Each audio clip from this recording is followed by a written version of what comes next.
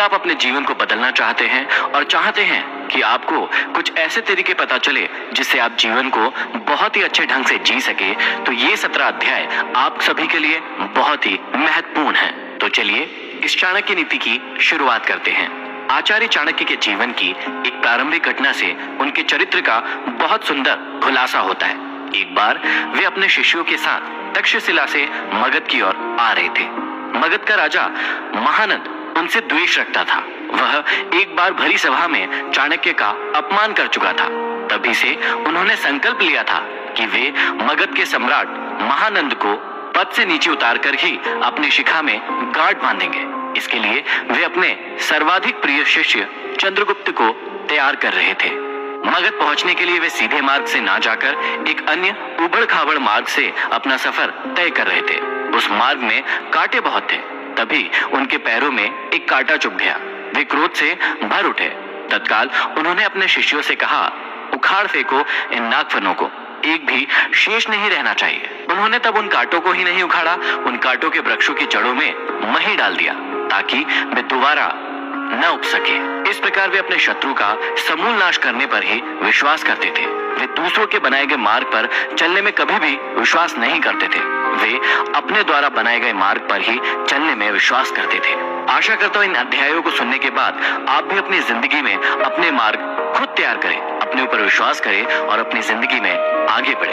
तो चलिए प्रारंभ करते हैं। प्रथम अध्याय में श्री चाणक्य श्री विष्णु भगवान को नमन करते हुए समझाते हैं कि राजनीति में कभी कभी कुछ कर्म ऐसे दिखाई पड़ते हैं जिन्हें देखकर सोचना पड़ता है कि यह उचित हुआ या अनुचित, परंतु जिस अनीतिकारी से भी जन कल्याण होता हो अथवा धर्म का पक्ष प्रबल होता हो तो उस अनैतिक कार्य को भी नीति सम्मत ही माना जाएगा। उदाहरण के रूप में महाभारत के युद्ध में युधिष्ठिर द्वारा अश्वत्थामा की मृत्यु का उद्घोष करना यद्यपि नीति विरुद्ध था, पर नीति कुशल योगीराज कृष्ण ने इसे उचित माना था, क्योंकि वे गुरु द्रोणाचार्य के विकट संहार से अपनी सेना को बचाना चाहते थे। आगे चाणक्य समझाते हैं कि मूर्ख छात्रों को पढ़ाने से, दुष्ट स्त्री के पालन पोषण से और दुखियों के साथ संबंध रखने से बुद्धिमान व्यक्ति भी दुखी होता है। इसका मतलब यह नहीं है कि मूर्ख शिष्यों को कभी उचित उपदेश नहीं देना चाहिए।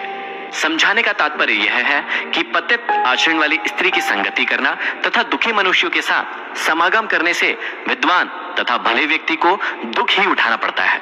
वास्तव में शिक्षा उसी इंसान को दी जानी चाहिए जो सुपात्र हो। जो व्यक्ति बताई गई बातों को ना समझे उसे परामर्श देने से कोई लाभ नहीं है।